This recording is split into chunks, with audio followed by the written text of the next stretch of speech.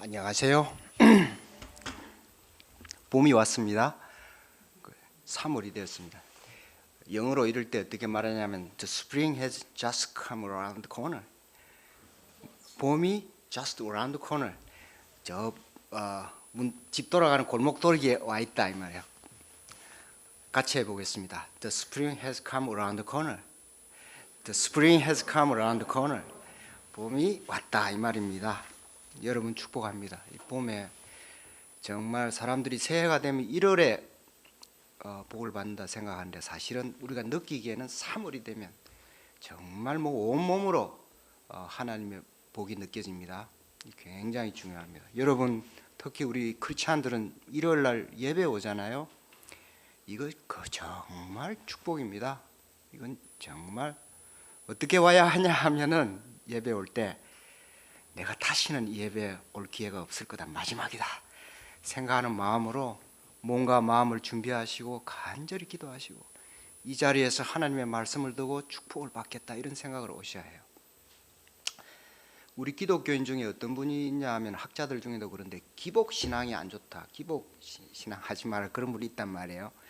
근데 그 사실 맞는 말씀이긴 해요. 그런데 뭐냐 하면 기독교는 복을 알아야지 되는 종교예요. 하나님은 와서 복을 받으라고 하세요. 그 다음에 이제 복을 계속 어린아이처럼 젖먹는 것처럼 찾으면 그건 기복이니까 안 좋고 좀 차원이 높아지라는 말씀이지. 좌우간 하나님이 주시는 복을 알아야 해요. 그 복을 모르는 사람이 기복신앙 따질 차원이 아니에요. 여러분 오해 마시고 주일 예배 오실 때는 정말 지난 내 인생을 돌아보고 이 예배에서 내가 예수님을 만나고 정말 진정한 복을 누리겠다, 만복을 받겠다 그런 마음으로 오시기 바랍니다. 영적인 소원이 있어야 하나님이 그 사람에게 임하시게 되어 있기 때문이에요. 저는 그 성경 말씀에서 지금까지 제가 평생 신앙생활을 하면서 고민한 게 있습니다. 이 성경이 좀 두꺼워요. 이게 일반 사람이 읽기에는. 어떤 분은 심지어 한 번도 안 읽은 부분도 있어요, 평생 살아오면서. 그래서 이거 정말, 그런데 관심 있는 분들이 읽으면 이 성경의 구석구석에 정말 풍성해서 굉장히 영적인 지식이 깊어지게 되어 있기는 합니다. 근데 일반적인 사람, 제가 보기엔 한 크리스찬의 우리 크리스찬이라고 말하는 사람이 한 90%쯤은 성경이 별로 안 읽고 신약 성경도 제대로 안 읽어요. 그래서 제 고민이 뭐였냐면 이 성경을 좀 한 10권쯤으로 줄이면 어떨까. 그래 주머니 넣어 다니면서 가끔 읽을 수 있게 일반 사람 필요. 그래서 제가 10권으로 줄이면 어떤 책들이 필요할까 생각해 본 적이 있고, 또 하나는 10권이 아니고 정말 어떤 성경을 읽으면 정말 하나님을 딱 알 수 있는 가장 간단한 성경이 뭘까 생각했어요. 제 결론이 뭔가 하니 여러분 성경을 읽는데 정말 읽기 힘든 분들은 딱 2권만 읽으면 돼요. 그 사복음서 중에 하나, 그리고 사도행전, 이걸 읽으면 하나님에 대해서 다 구원에 얻는데 무리가 없는 것 같아요. 실제로 우리나라 사람들이 1700년도에요 중국의 그 마테오 리치라는 분이 1590년경에 중국의 북경에 선교사로 왔습니다. 이분이 천주실이라는 그 신약, 즉 우리로 치면은 쪽복음이다, 마태복음의 한 일부쯤이에요. 그거를 번역해놨는데 그걸 우리나라 그 사신들이 가서 읽고, 이성훈이라는 분, 또 그때 그 소현세자라는 분, 우리 그 청나라에 볼모로 갔던 분, 그걸 읽고 우리나라에 기독교가 들어오게 된 겁니다. 그렇습니다. 그쪽 그냥 신약의 한 일부분이에요. 제가 그래서 오늘 마가복음 공부를 하게 돼서 너무나 감사하고, 여러분이 정말 놀라운 일이에요. 제가 제 인생의 전부를 바쳐서 제가 정말 내년에는 이 땅에 없을 수도 있다 생각하고 오늘 2주마다 마가복음 강의를 하겠습니다. 오늘 그리고 오늘 우리 혜인 자매님이 처음으로 사회를 보셨습니다. 또 특성도 너무 감사합니다. 아주 봄처녀와 같이 감사합니다. 하나님께서 복을 많이 주시리라 생각합니다. 하기 전에 또 제가 재미있는 말씀 하나 하겠습니다. 영국의 그 윈스턴 처칠이라는 분 잘 아시잖아요. 이분이 아주 귀족의 아들로 태어났습니다. 그런데 귀족인데도 불구하고 생활을 정말 이렇게 거칠게 사는 사람이에요. 친구들하고 놀러 가다가 다리에서 떨어져서 척추가 부러진 적이 있어요. 사춘기 때. 그래서 얘는 죽었다 그렇게 아버지가 생각했어요. 근데 살아났어요. 또 살아나서는 또 청년 때는 뭘 했냐면 저 보아 전쟁이라고 아프리카 전쟁터에 종군 기자로 갔습니다. 그리고 기자면 기자로 가만히 있으면 되는데 자기가 총을 들고 싸우다가 포로가 됐어요. 거기서 또 도망을 치는 걸 신문에 나고 이래. 이 윈스턴 처칠이라는 분이 그런 분이에요. 그러면서 글을 잘 써서 리포트를 했기 때문에 유명했어요. 그래 런던에 와서 이제 의원이 되고 집안이 워낙 좋으니까 총리가 됐습니다. 근데 이분이 총리가 됐는데 아침에 모임을 해야 하는데 지각을 좀 했나 봐요. 그 영국 사람들은 의회에 가면 마주보고 이 정도 가까이 앉아서 계속 서로 주거니 받거니 싸움을 하잖아요. 그래서 하루는 그 하원 의장 다른 대표가 당신 오늘 너무 늦게 왔다고 정말 이게 일국의 총리로서 이게 되냐고 그랬어요. 아주 혼을 냈습니다. 그랬더니 처칠 이분이 능글능글하고 올라가서 말하기를 뭐라고 그랬냐면 내가 사실은 빨리 올 수 있었는데 아침에 내 아내가 너무 이뻐 보여서 내가 조금 시간을 지체했다고. 나처럼 좀 이쁜 여자하고 결혼한 사람들은 내 마음을 알 거라고. 저 사람은 미안하지만 조금 내 마음을 모를 거라고 그랬답니다. 오케이, 오늘 제목은 회개하고 복음을 믿으라 그랬습니다. 회개하고 복음을 믿으라. 마태복음 1장 1절로 15절 말씀입니다. 본문은 마태가 아니고 마가복음 1장 1절로 15절이고 요절은 15절 말씀이에요. 15절 말씀을 다 같이 읽어보겠습니다. 15절 말씀 시작. 이르시되 때가 찼고 하나님 나라가 가까이 왔으니 회개하고 복음을 믿으라 하시니라. 하나님 아버지, 이 시간 이 자리에 우리와 함께 계신 줄 믿습니다. 주님, 저희를 도와주세요. 이 마가복음 말씀 도입부를 잘 이해할 수 있도록 저희 마음을 열어주시고 저희 지성을 깨워주시고 저희가 영적으로 간절한 소망을 갖게 해주세요. 예수님 이름으로 기도하옵나이다. 아멘. 여러분, 하나님의 아들, 이 창조주의 아들, 신의 아들 그리스도라는 분이 이 땅에 왔다 하는 사실은 정말 놀라운 말이에요. 이 우주 전체와 이 피조 세계가 정말 기절을 할 만한 일이에요. 이거는 너무너무 놀라운 말씀이에요. 또 특히 그분이 인간으로 오셨다. 그 말씀은 우리 인류에게 정말 놀라운 영광이고 은혜고 축복이고 능력이고 날마다 매 순간마다 소망과 감사의 제목이에요. 우리 사람들이 사실 이 땅에 태어나 살면서 누구나 행복하고 즐겁기를 원하지요. 그렇지만 실상은 어떻습니까?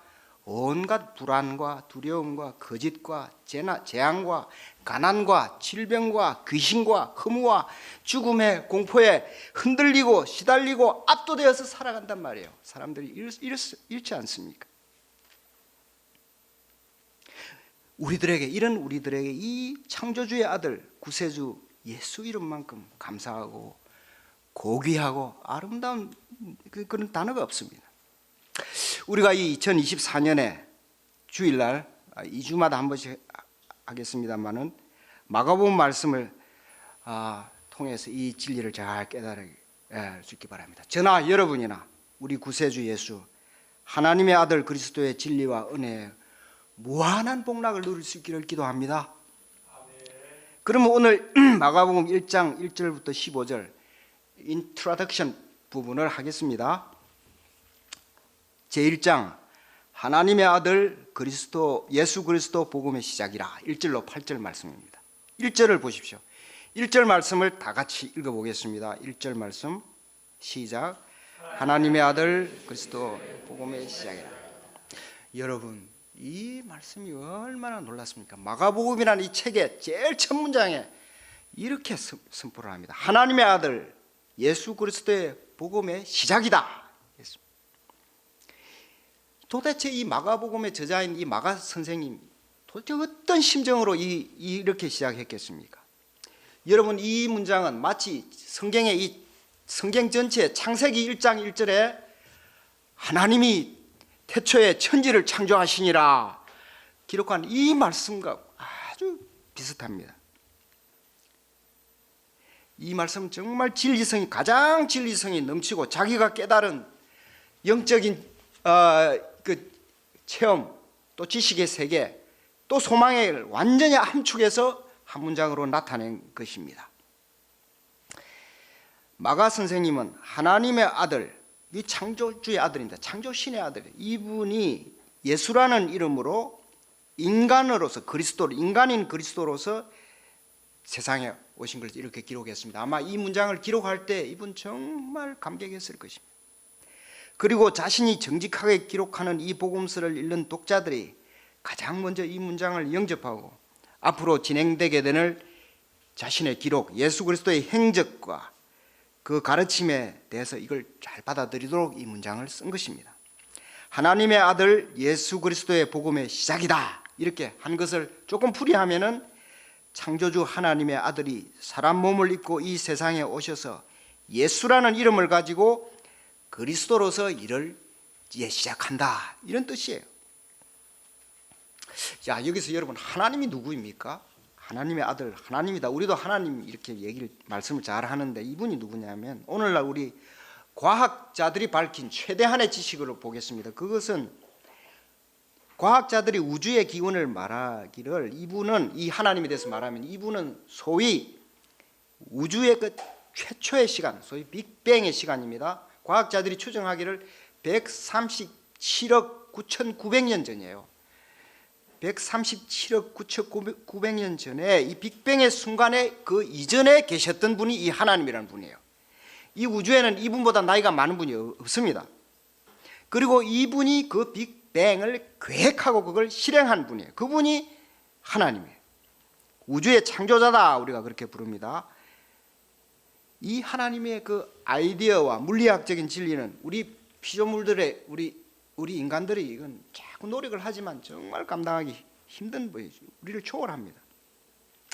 이 요한 마가라는 분이 이 마가라는 분은 이분은 사실은 처음에 하나님을 잘 알았던 분이 아니에요. 또 예수 그리스도에 대해서도 잘 알지 못했고 이 사람은 약간 우리 그 기독교인으로 치면은 약간 날라리 같은 사람이었어요. 도망을 잘 간 스타일이었어요. 그의 부모님은 이 마가라는 분의 부모님은 초대 교회 때 좀 부유하고 그 자기의 넓은 집을 그 초대 교인들 제자들의 집회 장소로 내어줄 정도라고 추정되고 있는 그런 분이에요. 우리가 잘 아는 마가의 다락방 하는 분이 바로 여기입니다. 사도행전에 보면 성령께서 처음 임한 그 방이에요. 그 집 아들입니다. 마가라는 분이. 또 마가 자신도 예수님 따라다녔어요. 겟세마네 동산까지 가서 예수님이 체포될 때 그 기록하기를 어떤 청년이 옷입으로 옷을 입고 있다가 자기 잡힐 뻔하고 옷을 벗어놓고 벗은 몸으로 도망을 갔다 그렇게 기록했습니다. 마가복음 14장 52절에 보면 이 사람이 자기가 자신을 기록한 것이다 그렇게 보고 있습니다. 그래서 따라다녔지만 도망을 빨리 잘 가는 스타일이었어요. 그 사도행전에 보면은 이 마가라는 분이 그 안디옥 교회에서 아주 뛰어난 지도자였던 자신의 외삼촌 바나바와 그 외삼촌의 친구인 바울 두 사람이 너무 탁월하니까 안디옥 교회에서 성령님이 이 두 사람은 따로 세워서 세계 선교를 하라 했습니다. 이 바나바와 바울이 선교 여행을 갈 때 마가라는 분을 그 바나바라는 분이 자기 생질이죠. 조카 그러니까 누나의 아들일 겁니다. 데려서 같이 갔다고 따라갔어요. 근데 이 마가라는 분이 좋다고 따라갔습니다.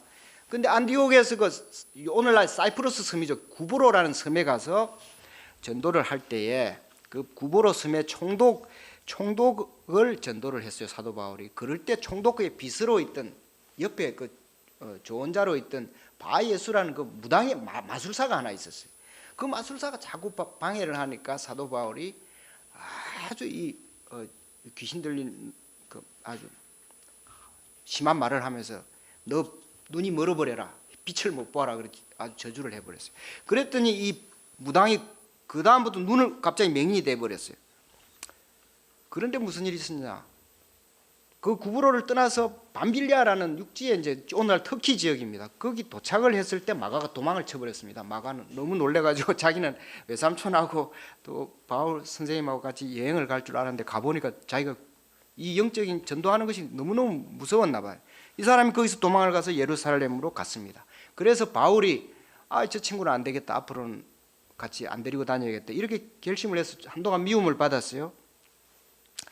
그런데 이제 그 바나바가 외삼촌이 같이 해주고 또 베드로 사도가 이 마가를 그래도 잘 품어줬어요. 그래서 마가가 베드로 사도에게 잘 따라다니면서 베드로 사도가 우리가 베드로전서 5장 13절에 보면은 마가는 내 아들이다 그렇게 부를 정도로 했습니다. 이 마가라는 분이 그러니까 말씀드리면 처음부터 신실한 분이 아니고 정말 뭔가 관심은 있었지만 도망을 잘 가고 자기 생각대로 하는 개성이 강한 분인데 이렇게 마가복음을 기록하게 된 것입니다. 지금 이 마가복음을 기록할 때는 그때보다 한 30년이 지난 거예요. 지금 마가 본인도 한 60살이 넘었고 이제 그 선배님들 바나바나 바울이나 이런 분도 이제 돌아가시기 순교당하기 전이었어요. 아마 이 마가 바울이라는 분이 그때 자기가 참을 수가 없어서 그 기록을 예수님에 관한 기록을 특히 그 베드로 사도가 전해준 그 기록을 잘 요약해서 적은 것이 이 마가복음입니다. 또 이 마가복음은 우리 성경 그 신학적으로도 굉장히 그 의미가 있는데 그거 뭐가 아니 우리가 잘 아는 마태, 마가, 누가, 요한 복음서 있잖아요. 그 중에서 제일 먼저 쓰여진 복음서라고 그 이제 확정이 되었습니다. 그러니까 우리가 알겠죠. 이 마가복음이라는 것은 마가라는 분이 기록을 했는데 이분이 그렇게 신실하게 알려진 분이 아닌데 이걸 자기가 경험한 것을 기록을 한 거예요. 그래서 어떻게 보면 역설적으로 조금 더 우리가 객관적으로 잘 이 복음서를 믿을 수가 있습니다. 그 정확하다고 볼 수 있어요. 너무 친하거나 너무 이렇게 예수님하고 가까웠던 분이 적으면 약간 좀 가까우니까 그렇게 했지 미화했을 수도 있다 생각하잖아요. 흔히 말하기를 딸이 자기 아버지를 평가하거나 뭐 자기 어머니를 평가하면 그거는 약간 미화했다 이렇게 보는 거나 마찬가지예요. 가족끼리 하면은 아니고 약간 객관적인 사람이 본 것이 정확하게 본다 하는 것처럼 마가 선생님이 예수님에 관해서 복음서를 썼기 때문에 어떤 점에서 더 신뢰성이 있습니다. 그런데 이분이 기록하기를 1장 1절에 오늘 본 것처럼 하나님의 아들 예수 그리스도의 복음의 시작이다 이렇게 딱 단정하고 시작했다는 것입니다. 즉 하나님이 계시고 하나님이 일단 창조주가 계세요. 그 아들이 왔는데 사람으로 왔는데 이름이 예수였고 그리고 그가 복음 역사를 시작했다 하는 것입니다.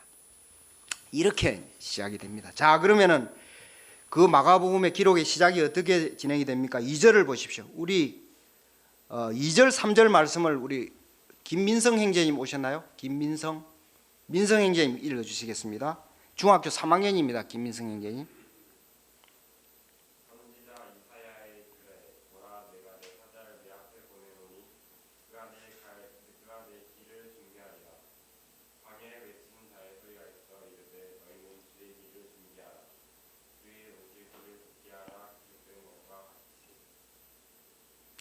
예, 땡큐. 이 마가 선생님은 이 복음서를 이제 예수님에 대해서 기록하는데 그 제일 첫 기록을 뭔가 하니 예수님 오시기 전에 이사야 선지자 이분은 한 BC 700년경에 살았습니다. 700년 예수님 오시기 700년 전이에요. 이걸 조금 우리로 치면 지금에서 700년 전이면 2024년에 700년 전이면 언제냐면 고려 충선왕 때입니다. 충수광 우리나라 고려 그때 이사야 정도의 고려 시대 살았던 사람처럼 예수님 오시기 700년 전에 이사야 선지자가 살아서 앞으로 메시아가 오면 어떻게 될 것이다 기록한 그것을 마가 선생이 딱 인용하고 있습니다. 그때 광야에서 외치는 자가 있을 것이고 그가 메시아의 사역을 준비해서 사람들의 영혼을 평탄케 할 것이다. 그러니까 메시아가 오시는데 가장 중요한 사역은 사람들의 마음을 평탄하게 해준다는 거예요. 사람들의 마음 중에는 높은 마음도 있고 낮은 마음도 있는데 그게 팽팽해지도록 한다는 것을 인용했습니다. 그리고 바로 들어갔습니다. 4절에 보면 그 사람이 바로 세례 요한이다 했습니다. 4절 5절을 보십시오. 4절 5절 말씀을 다 같이 한번 읽어보겠습니다. 4절 5절 시작. 세례 요한이 광야에 이르러 죄사함을 받게 하는 회개의 세례를 전파하니 온 유대 지방과 예루살렘 사람이 다 나아가 자기 죄를 자복하고 요단강에서 아마 이 마가 선생은 자신이 이 광경을 직접 보고 기록한 것 같습니다. 뒷부분에 우리 마가복음 기록을 참고해 보면은 마가 자신이 아마 부모님과 그 일가 친척들로 와서 이 강에서 세례를 받고 자기가 또 거기에 동참했을 가능성이 많습니다. 그러면 여기서 이 세례 요한이라는 분, 침례 요한이라 이분이 누구냐 중요합니다. 이분도 아주 기록에 있는 분이에요. 이분은 그 부모로부터 잉태되고 태어날 때 그 뱃속에서 아직 태어나기 전에부터 이게 성령으로 됐습니다. 성령으로 잉태되고 부모로부터 잉태되고 뱃속에서 성령이 충만했었고 태어날 때에 그의 부친이 말이에요. 천사의 말대로 자기 이름을 짓는데 아버지 이름 따라서 유대인들이 대체로 지니까 사가랴 2세 이렇게 지어야 하는데 천사 가브리엘이 말한 대로 요한이다 이렇게 지었단 말이에요. 그때 부인이 그 아버지가 그때까지 입이 이렇게 말을 못 하고 있다가 그걸 쓰면서 입이 열렸어요. 그래서 그 일가 친척들이 모여 있다가 이 세례 요한에 대해서 다 알게 됐어요.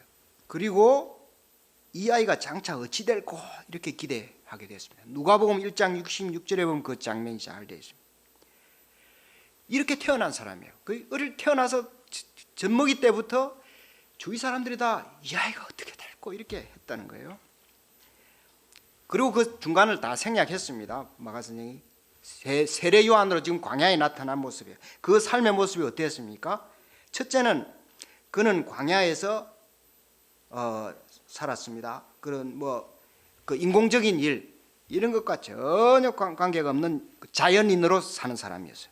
그의 의복을 보면 대표적으로 자연인이 어떻게 사는지 약간 묘사를 했습니다. 의복이 낙타털 가죽 옷을 입었고 음식은 광야에서 뛰노는 메뚜기와 그 바위 틈에서 벌집에서 얻는 석청이었습니다. 이걸 통해서 그 사람 외모를 우리가 추측할 수 있겠습니다. 그분은 아침마다 면도하거나 이러지 않았을 거예요. 또 샤워를 자주 하거나 이러지도 않았어요. 그분은 그냥 자연인처럼 사람이 그냥 머리도 그냥 잘 감싸고 이런 스타일이고 옷도 그렇고 선크림 같은 것도 안 발라서 얼굴이 시꺼했을 거예요. 이게 메이크업을 하지도 않았을 거예요. 사람이. 이분은 그런 모습이에요. 세례 요한은 그런 모습이고 그분은 거기서 광야에서 기도를 하면서 그렇게 살고 있었습니다. 이스라엘 사람들은 그를 인간 사회의 복잡한 제도와 간섭을 완전히 떠나서 일생을 영적인 사명을 감당하고 투쟁하는 거룩한 신앙으로 보고 있었던 것 같습니다. 그리고 저분이 언제쯤 무슨 말을 할 것인가 이렇게 기대가 되었던 것 같아요. 둘째로 그는 그리스도 메시아를 소개했습니다. 7절 8절을 보겠습니다. 7절 8절을 우리 세한 형제님 읽어주시겠습니다. 김세한 형제님 7절 8절. 김세한 형제님 군대 갈 준비하고 있습니다. 공군으로 가려고 하는데 여러분 잘 기도해 주시기 바랍니다. 네, 7절 8절.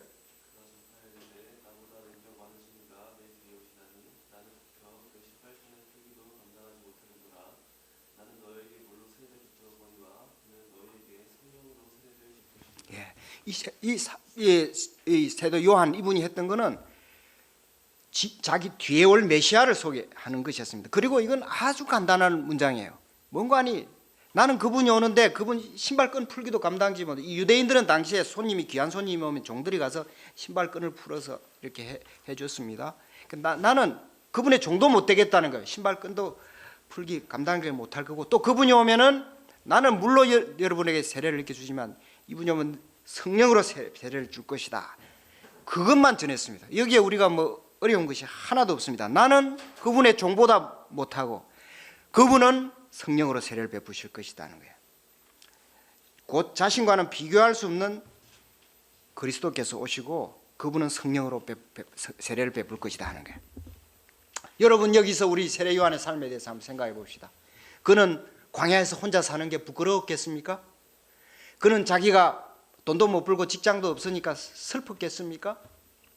그분은 친구들이 보고 싶고 자기 인생이 메시아의 선구자로 이렇게 산다는 것이 너무 좀 답답하다고 생각했겠습니까? 그는 외로웠을까요? 메뚜기로 식사하는 것이 고통이었을까요?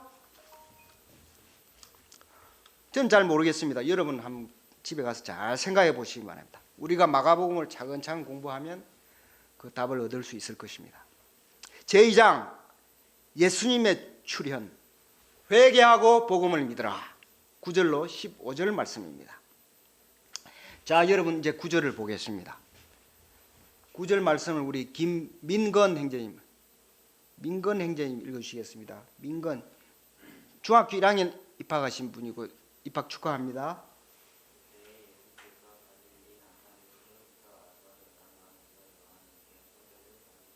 예, 그때 예수께서 갈릴리의 나사렛으로부터 이 요단강까지 왔습니다. 요단강은 저 남쪽 예루살렘 쪽이죠. 거기로 와서 예수님이 세례를 받으셨습니다. 그 세례 요한이 온 생명과 힘을 다해서 기도하며 광야에서 기다려온 그 순간이 온 것이에요. 드디어 그 그리스도께서 모습을 나타낸 거예요. 요한 앞에. 우주의 창조자의 아들이 눈앞에 보인 것입니다. 근데 그분이 누구였습니까? 아마 요한 너무나 놀랐을 거예요. 자기보다 6개월 뒤에 난 자기의 친족 중에 한 분인 나사렛 예수였습니다. 예수님께서 이때 30세쯤 되었다고 했는데 갈릴리 나사렛 동네에서 이곳 광야에 요한이 세례를 준 요단강에 오신 것입니다. 그는 그냥 오셔서 세례 주는데 다가가셔서 아마 물 속에 있을 거 아닙니까? 그 물에 이만큼 찼는데 앞에서 고개를 숙였을 것입니다. 그럼 세례 요한이 손으로 고개를 푹 눌러서 세례를 줬을 것입니다. 그게 유대인들 세례 주는 방법이에요. 예수님께서 그렇게 묵묵히 오셔서 세례를 받으셨습니다. 그리고 이분이 세례를 받고는 그냥 걸어 나가셨어요. 그때 무슨 일이 있었나 보겠습니다. 10절 11절을 다 같이 읽어보겠습니다. 10절 11절 말씀 보겠습니다. 10절 11절 시작. 오실 때 하늘이 갈라진가 성령이 비둘기같이 자기에게 내려오시고 하늘로부터 소리가 나기를 너는 내 사랑하는 아이라 내가 너를 기뻐하노라. 예, 여러분 정말 여러분 잊지 말아야 할 성경에 잊지 말아야 할 구절 중에 여러 개 있는데 이건 정말 잊지 말아야 할 구절. 이 구절은 정말 신기하고 놀랍고 중요하고 정말 영원한 것입니다. 도대체 여러분 하늘이 어떻게 갈라집니까? 여러분 하늘 갈라지는 거 봤습니까? 하늘이 갈라집니까? 우리는 이 장면 이해할 수가 없어요. 하늘이 갈라졌다는 것입니다. 요한 마가가 자기 보니 하늘이 갈라졌다고 기록했습니다. 저는 상상이 안 됩니다. 그러나 여러분 하늘이 갈라졌다는 거예요. 아마 이 마가 이분이 알 것입니다. 우리가 한번 천국에 가서 이분 만나면 한번 물어봅시다. 도대체 그때 하늘이 어떻게 갈라졌다고 설명했냐. 그리고 또 성령이 비둘기 같이 내려왔다는 거예요. 비둘기가 내려온 게 아니에요. 비둘기 같이 내려온 거예요. 여러분 비둘기는 어떤 동물이냐 하면은 이 동물은 아주 당시에 그 유대인들이 가난한 사람들이 제단에 그 양이나 소를 바칠 돈이 없는 사람들이 그 비둘기를 잡아 바치는 거예요. 비둘기는 정말 참 불쌍한 새입니다. 그렇지만 사람들에게 해를 끼치는 새가 아니에요. 창세기에 보면은 그 노아 할아버지가 그 방주에서 나올 때 이 비둘기를 보내서 나중에 땅이 말란 걸 알고 오기도 하죠. 이 비둘기 같은 분이 이제 성령으로 내려왔다는 거예요. 마가 선생이 이렇게 기록했습니다. 이것도 저는 잘 이해가 안 됩니다만 마가 선생이 하늘이 갈라지는데 예수님께서 세례를 받고 밖으로 나가는데 하늘이 갈라지면서 비둘기 같이 성령이 내려왔다는 것입니다. 이때 이 광경을 본 사람들이 정말 입이 쩍 벌어져서 다물 줄을 몰랐을 것입니다. 이게 무슨 일인가? 그런데 그게 끝이 아니에요, 여러분. 사람들이 벙 쪄 있을 때 그때 하늘로부터 소리가 들렸다는 거예요. 한번 그 하늘로부터 소리가 나기를부터 다시 한번 읽어보겠습니다. 시작. 하늘로부터 소리가 나기를 너는 내 사랑하는 아들이야. 내가 너를 기뻐하노라. 정말 여러분 사람들이 신의 음성인데 이것이 신의 음성이에요. 신의 음성이 들리니 하늘에서 소리가 났습니다. 고대 사람들 당시에는 마이크 스피커도 없고 뭐 라디오도 없었습니다. 하늘에서 소리가 나면 하늘에서 소리가 나는 거예요. 오늘날은 뭐 스피커를 공중에서 소리를 낼 수 있지만 그런 기계가 없었습니다. 이 소리가 났다는 거예요. 이거 정말 놀라운 거예요. 우리가 인간으로서 정말 이 말씀을 감당할 수가 없습니다. 저는 이 성경의 이 구절을 읽기 말이에요. 정말 몸이 이게 도대체 무슨 일인가? 믿어야 돼야 말아야 되나, 이거 정말 몸이 저릿저릿합니다. 하나님의 아들이신 인간 예수께서 세례를 받으시자 하늘이 열리고 성령님의 축하와 함께 하나님 직접 음성으로 축복을 해주셨다는 것입니다. 여러분, 예수님께서 세례를 받으시니까 오늘날 치면 축하 비행 있잖아요. 그 국군의 날 같은 데면 쫙 행진하면 비행기가 쫙 와서 오색하듯이 정말 하늘에서 아마 제일 축하하면 성령이 비둘기같이 내려오나 봐. 하늘로부터 뭐가 내려와야 여러분 제대로 축복을 받는 겁니다. 사람 축복 뭐 선물 몇 개 받는 거 그 축하 생각하지 마시고, 이 성경의 스케일이 이 정도예요. 우리 크리스찬의 스케일이 이 정도라고 생각하세요.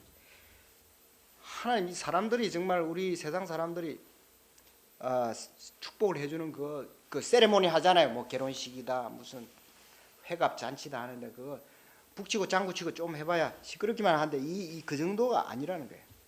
하나님이 축복해 주는 인간, 하나님이 복을 주시고 역사하시는 장면은 우리 정말 인간의 차원을 초월합니다.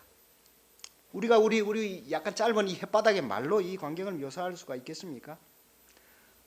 우리는 사실은 이 장면을 직접 봤다면 정신줄을 잡고 서 있기도 아마 버거웠을 거예요. 이것이 하나님의 아들 그리스도 예수께서 세례를 받으시고 자신을 세상에 드러내신 장면입니다. 12절 13절을 보겠습니다. 그럼 그 장면 이후에 무슨 일이 있었는가 궁금하지 않아요? 12절 13절 우리 목자님도 오셨는데 우리 이사야 목자님 계시죠? 성경 한번 12절 13절 한번 읽어주세요. 딴 사람 그게 앞에 박예인 자매님 읽어주십시오. 박예인 자매님 우리 영어 예배 사회자입니다. 네, 12, 13 읽어주세요. 성령이 곧 예수를 광야로 몰아내신지라 광야에서 40일을 계시면서 사탄에게 시험을 받으시며 들짐승과 함께 계시니 천사들이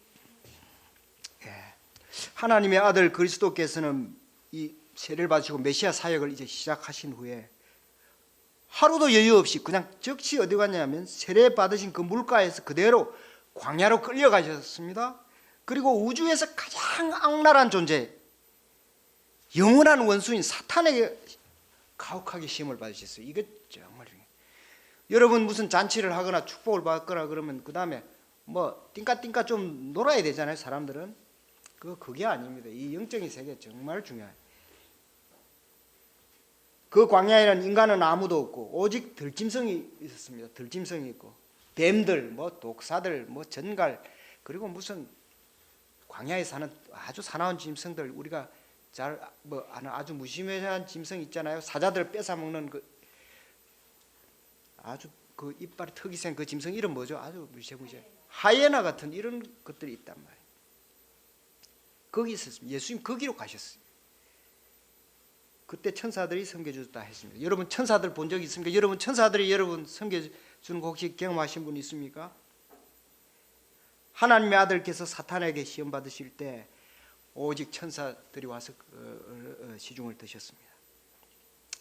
이처럼 예수님께서 큰 일을 시작하시기 전에 광야에서 거의 고통과 시험을 받으신 것입니다. 우리도 마찬가지입니다. 우리도 이 땅에서 하나님이 일을 하고 뭔가 소중한 일을 하려면 연단을 받아야 하는 것입니다. 우리가 시험 당하고 우리가 혹시 어려운 일을 당하거나 뭐 고생을 해도 잘 이기시기 바랍니다. 그 굉장히 하나님 축복을 주실 때 그렇게 할 수가 있습니다.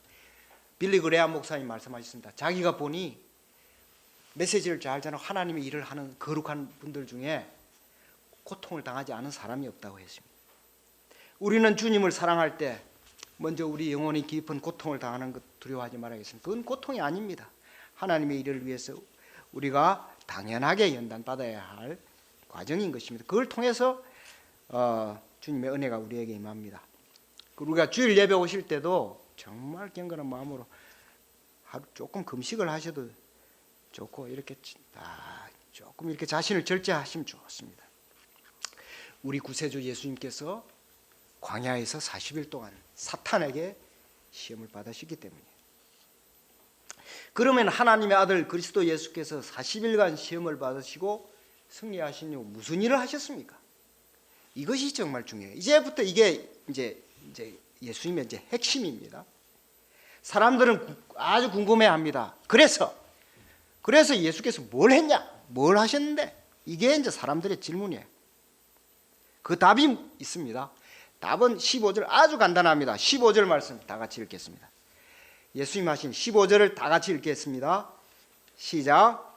이르시되 때가 찼고 하나님의 나라가 가까웠으니 회개하고 복음을 믿으라. 예, 너무나 짧은 말씀이에요. 이건 뭐 말하는데 10초도 안 걸렸겠어요. 하나님의 아들의 말씀은 정말 짧고 분명합니다. 그것은 이제 하늘의 때가 되었으니 회개하고 복음을 믿으라는 것입니다. 이것을 더 줄여서 딱 동사로 두 마디만 하면 회개하고 믿으라 하는 것이에요. 이게 예수님의 말씀이에요. 인간이 할 수 딱 순종해야 될 게 이겁니다. 회개하고 믿으라 하는 것이에요. 이게 하나님의 아들이 메시아로서 처음으로 했던 첫 설교입니다, 여러분. 오늘날 이 목사님들이 설교를 길게 해서 성도들이 너무 싫어하고 그런다잖아요. 이게 세계적인 문제예요. 그래서 이 사람들이 잘 몰라서 사실은 목사들을 짧게 할 능력이 없습니다. 이걸 길게 해야만, 인간이 한계예요. 제가 유명한다는 목사님들 설교를 듣는데도 사실은 제 설교를 들어도 너무 길어요. 이거 중얼중얼하고 이거 말하는데, 예수님은 정말 간단합니다. 회개하고 복음을 믿으라. 회개하고 믿으라, 이거예요. 제가 목사님들 비난하는 거 아니고, 아무튼 부족한 가운데 인간으로서는 최선을 다 해야겠죠. 여기 두 가지 배우겠습니다. 회개 그리고 믿음이에요. 회개가 뭡니까? 첫째, 회개에 대해서 한번 오늘 생각해 보겠습니다. 회개는 하나님 앞에서 뭔가 이게 잘못됐다 하는 것을 깨닫는 것으로 출발합니다. 그걸 아는 것으로 출발해요. 마치 어린아이가 실수를 하고 엄마한테 엄마 이거 잘못했어요. Mommy, I'm sorry. 이렇게 말하는 이것이 이제 회개의 출발이라고 볼 수 있어요. 이게 단순한 회개의 개념입니다. 회개의 출발은 아주 간단해요. 그런데 그 어린아이가 나이 들어 조금 크면 어떻습니까?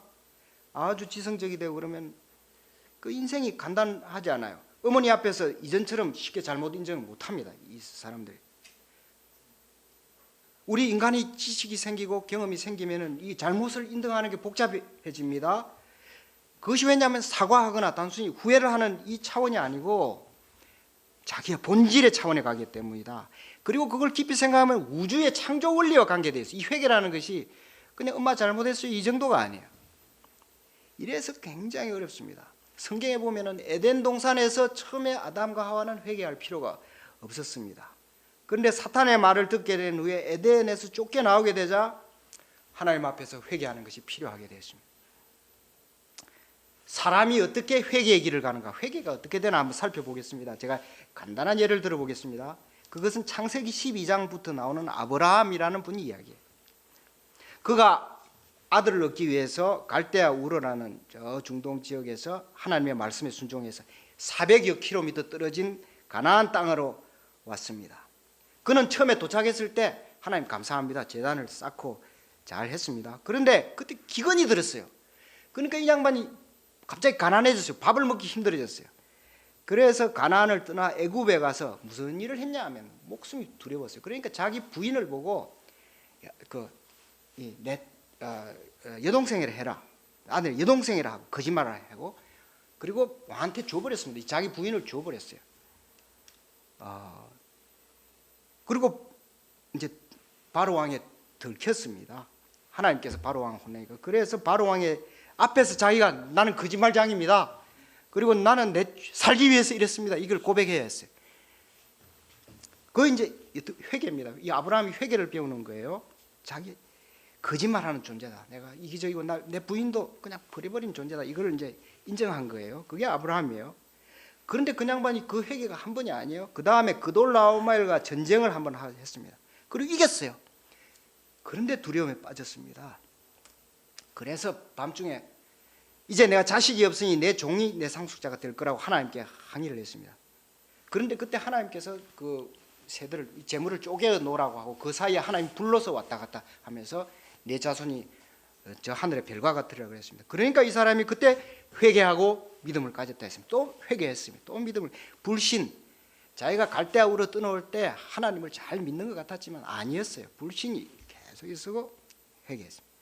그런데 또 이 사람이 좀 지내다가 또 못 참아가지고 자기의 여종인 하가를 첩으로 들여서 하나님께서 약속하신 것과 상관없는 이스마엘이라는 아들을 낳았습니다. 그래 부부싸움 하갈하고 또 사라 부인하고 싸움 붙어서 집안에 분란이 나니까 이 사람이 그때 회개하고 결심하고 하갈을 쫓아버렸습니다. 집에서 내쫓았어요. 자기가 믿음 없는 것을 회개하고 하나님의 말씀을 따랐습니다. 아브라함이 이렇게 보면 회개와 도시 결단 이게 반복이 됐어요. 그 일생에. 나중에는 정말 큰 믿음이 생겼습니다. 그래서 하나님의 말씀을 따라서 자신의 독자 이삭을 제물로 바치는 순종을 했습니다. 그 큰 회개입니다. 그 회개했어요. 근데 그가 끝이 아니었어요. 사실은 성경에 보면 사라가 죽은 후에 다시 그 그두라라는 다른 여자하고 또 결혼을 해서 6명의 아들을 더 낳았습니다. 이 아브라함이. 이 늙은 양반이 그걸 또 뭐 어떻게 회개했는지 제가 잘 모르겠어요. 그러나 아브라함의 일생을 보면 이 믿음의 조상이라는 분인데 회개의 반복을 통해서 하나님께로 나아가고 믿음이 성장하는 것을 알 수 있습니다. 우리가 크리스찬으로 산다, 회개를 한다 그럴 때 그 단계가 계속 깊어지고 신앙의 세계가 끝없이 성장하는 것을 알 수 있습니다. 그래서 영적인 세계를 깊이 경험하고 믿음의 성숙한 수준에 이르러서 이 사람이 믿음의 조상이다 할 만한 그런 수준에 이르렀다 하는 것이 아브라함의 이야기입니다. 이분을 잘 회개돼서 묘사한 분이 이 양반이 돌아가신 후 800년 좀 지나서 다윗이라는 이 또 굉장히 재기 발랄한 분이 나왔어요. 이분은 그 믿음과 함께 또 이 사람 글을 잘 쓰는 재능이 있습니다. 노래도 잘하고 그래서 자신의 회개하는 내면 세계를 시와 노래로 표현하고 그걸 감사하고 이거를 시편에 잔뜩 적어놨습니다. 여러분 잘 보시면 알겠어요. 다윗 이분이 회개의 사람이에요. 그걸 표현한다. 이처럼 믿음의 사람들은 다 이거 회개를 하는 거예요. 예수님께서 회개하라 말했을 때 이거는 크리스찬으로서 필수 과정이에요. 인간으로 살 수 있는 가장 분명 유일무이한 길이에요. 하나님 하는 건 회개하는 거예요. 이걸 배우는 것이 아주 중요합니다.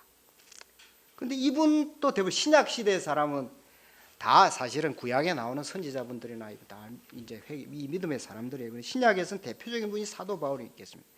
이분은 다메섹 도상에서 부활 예수를 만난 후 회개하고 자기가 새로운 사람이 됐다고 했습니다. 그런데 그의 회개는 그때 그의 회개는 유대교의 그 무지한 것을 깨닫고 부활 예수를 믿어야겠다 이런 것에 출발했습니다.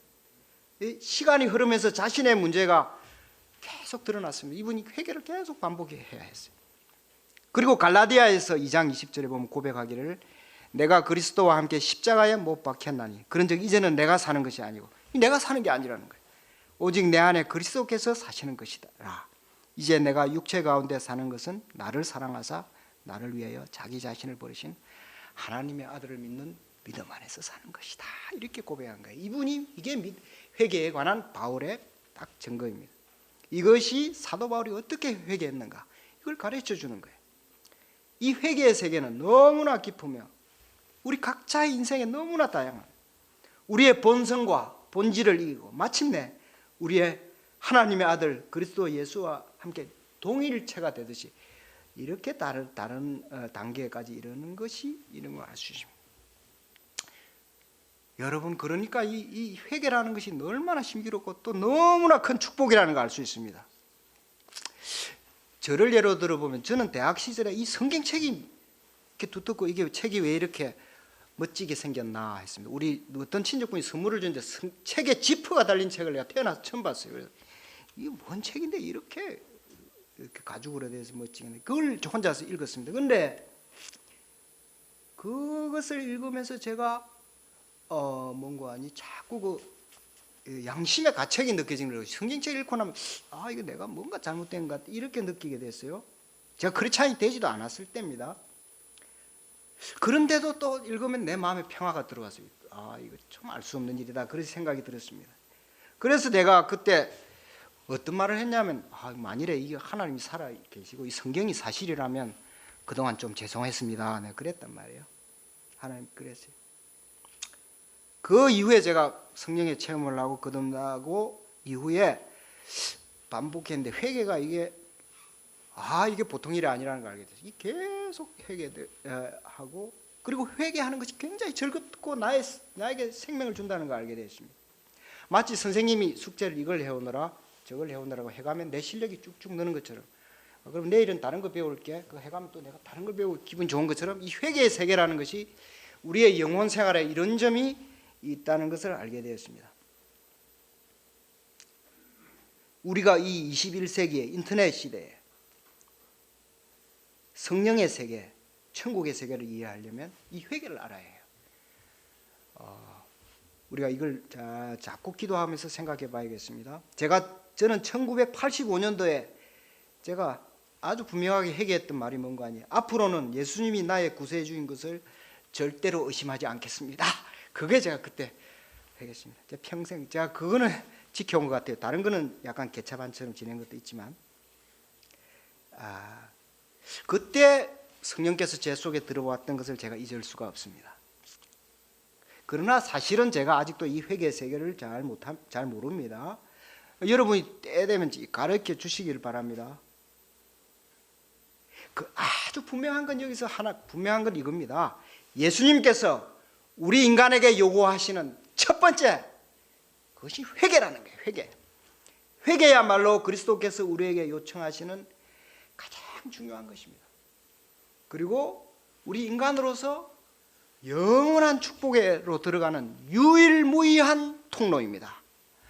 그래서 예수님이 회개하라는 것입니다.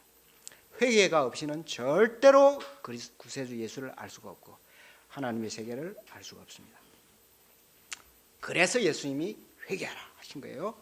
두 번째, 믿음입니다. 믿음에 대해서 보겠습니다. 15절 말씀을 다 같이 한번 다시 읽어보겠습니다. 15절 말씀 시작.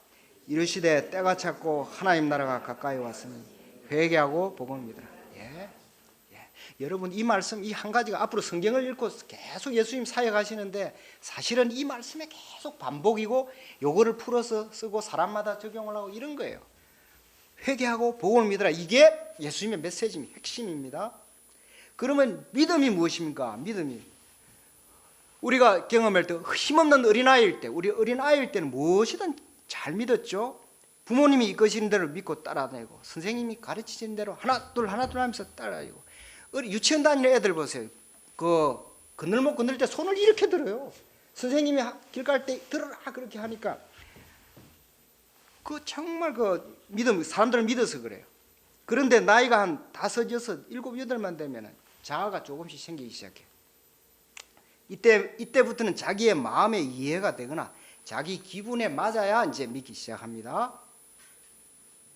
중고등학생이 되고 대학생이 되면 스스로 경험하고 배운 세가 나름대로 이제 생기기 시작해요. 그래가지고 다른 사람의 말을 쉽게 믿지 않습니다. 그때 또 신뢰할 만한 사람이 따로 있어요. 믿을 만한 사람이 따로. 그래서 이제 하죠. 그런데 그 순간 인간은 자식에 대해서 깊은 혼란을 직면하게 되는 것입니다. 세상을 돌아보았으면 이제 보게 되는 거예요. 약간. 그러니까 우리 부모님도 보니까 뭐 세계 최고가 아니네. 선생님들 전에 말 잘 들었는데 너무 많고 다양하네. 그렇습니다. 또 잘난 사람들이 뭐 너무 많고 좋은 것들이 너무 많아져요. 그에다가 또 우리나라가 뭐 좋은 줄 알았는데 그게 아니에요. 다른 나라 문화, 종교, 뭐 사상 이런 보니까 완전히 혼란에 빠집니다. 또 게다가 취직을 하지 않습니까? 취직을 해서 보니 돈 벌어먹기 힘드네 이렇게 됩니다. 내 스스로 돈을 벌고 또 그에다가 다른 사람하고 경쟁하고 또 그다가 또 내 영역을 만들어야 돼요. 그러다가 또 결혼까지 해보세요. 그러면 완전 그냥 내 가정과 또 후손까지 책임을 지는 이런 짐이 상황이 옵니다. 여기서 사람들의 이제 문제가 생겨요. 많은 사람들이 생로병사의 허무함과 희로애락, 애어욕, 번뇌와 혼란에 직면합니다. 이럴 때 필요한 것이 믿음입니다. 믿음이에요. 겉으로는 어른이 되었는데 말이에요. 사실은 간단적인 믿음이 필요한 거예요. 이게 인생이에요. 중요한 것은 무엇을 믿어야 하는가입니다. 무엇을 믿어야 하는가. 예수님 말씀하셨다. 아주 간단합니다. 복음을 믿으라요. 복음을 믿으라. 인간이 할 것은 회개하고 믿음을 갖는데 복음을 믿는 거예요. 복음을 믿어야 하는 거예요. 돈을 믿어야 하는 게 아니에요. 무슨 내 지식을 믿거나 내 사회적 지위를 믿어야 하는 거 아니에요. 부모를 믿어야 하는 거 아니에요. 복음을 믿어야 해요. 그 예수님이 전하신 것입니다. 하나님의 아들께서 말씀하시기를 복음을 믿으라는 거예요. 복음은, 이 복음이라는 것이 마치 어린아이가 그 부모에게 전적으로 어디 할지 딱 믿어야 되는 거예요. 이 세상에 다른 건 없습니다, 여러분. 복음은 그렇게 믿어야 해요. 그런데 이 나이 먹은 사람이 어떻게 그 어린아이처럼 이 복음을 믿을 수 있습니까? 그건 불가능해요. 그래서 복음을 믿기가 참 어렵고 불가능해요. 인간적으로, 의지적으로 이걸 가질 수 없어요. 그래서 성경에 말씀하시기를 이거는 성령께서 도와주셔야 하는 게, 우리는 복음을 믿고자 하는 소원을 가지고 하나님께 도움을 구해야 합니다. 그래서 이 믿음에는 깊은 비밀이 있는 것입니다. 그래서 크리스찬은, 이 땅에 있는 크리스찬들은 다 비밀의 사람들이에요. 신비의 사람들이에요.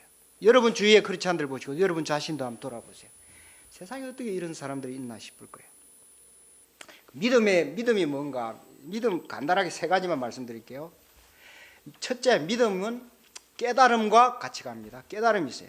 세례 요한은 자신이 그 젊은 평생을 광야에 살면서 사람들에게 내 뒤에 오시는 분 예수 그리스도를 증거했습니다. 그는 오직 그것만을 위해 살았습니다. 그는 자신의 삶을 통해서 사람들에게 이 영적인 깨달음을 전하고자 했어요. 깨달음이. 왜냐하면 그 깨달음이 있어야 믿음이 생기기 때문이에요. 믿음이 생기려면 깨달음이 있어야 해요. 사람들이 요단강에 와서 세례를 받은 것은 자신들의 인생에 문제가 많다는 것을 깨닫고 그 해결책을 좀 찾고자 온 것입니다. 그런 사람들이 믿음을 가질 수 있었기 때문에 그리스도께서 그들에게 믿도록 증거한 것입니다. 둘째는 믿음이라는 것은 복음을 믿는 것입니다. 믿음은 복음을 믿는 거예요. 오직 복음을 믿는 거예요.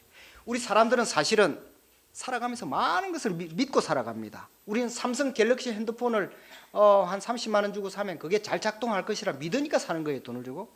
식당에 가서 밥을 사 먹는 게 이 식당 주인이 밥에 독을 넣지 않을 것이다. 믿으니까 먹는 거예요.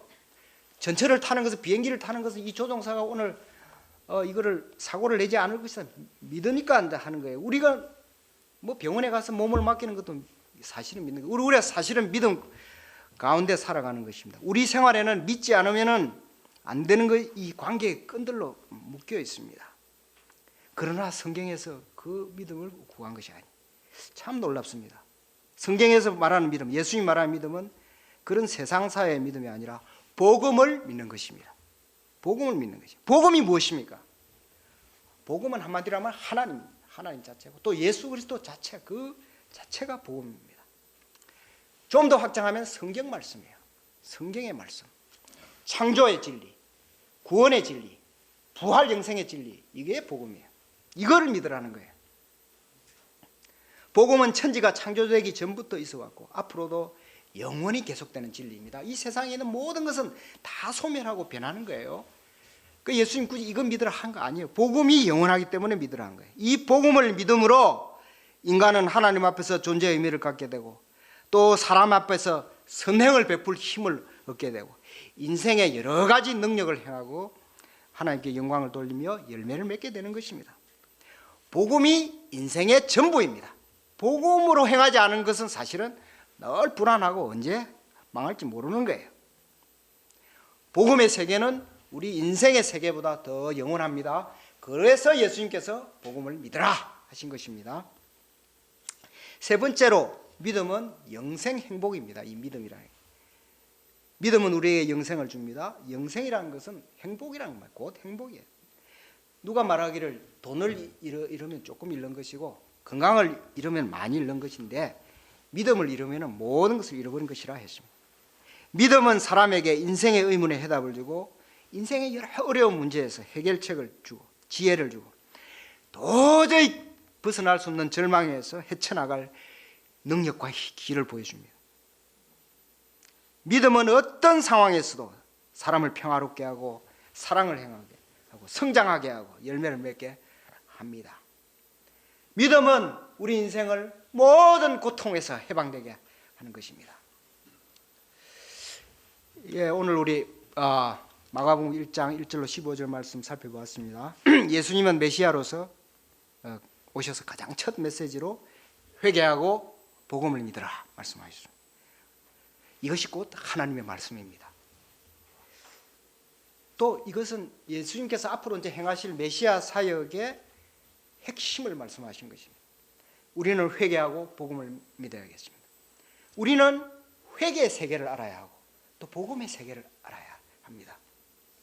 근데 뭐 이렇게 하니까 어떤 사람이 그럼 우리는 그것만 하고 공부는 안 하고 직장생활 안 해도 되는 게 그게 아니에요. 다 살아갈 거 하면서 해야 되는 거예요. 그걸 하면 회개를 잘할 수 있고 믿음을 잘 가질 수 있어요. 그 열심히 공부하고 부지런하게 해야 돼요. 잠언에 그 말씀 있었잖아요. 기독인이라는 게 뭐냐? 크리스찬이 뭐냐 하면 회개하고 이 복음을 믿는 삶을 순간순간 하루하루 즐겁게 감당하고 감사함으로 행하는 사람들이에요. 그 사람이 기독인이에요. 그런 점에서 기독인이라는 사람은 기적입니다. 그 인생 기적이에요. 크리스찬으로 이렇게 살아가는 사람들은 미러클. 오늘 말씀은 마가복음 도입부입니다. 앞으로 우리가 이 불멸의 진리, 회개와 믿음의 진실을 생각하고 마가복음 내용을 계속 공부해 가겠습니다. 주님께서 우리를 이 놀라운 축복의 세계로 안내해 주시고 저희를 도우시길 기도합니다. 여러분 저와 함께 같이 갑시다.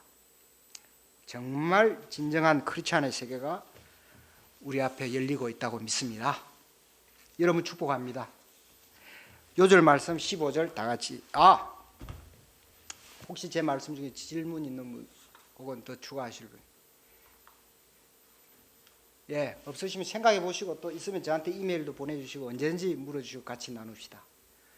예, 여러분 축복합니다. 15절 말씀 다 같이 읽겠습니다. 15절 시작. 때가 찼고 하나님 나라가 가까웠으니 회개하고 복음을 믿으라 하시라.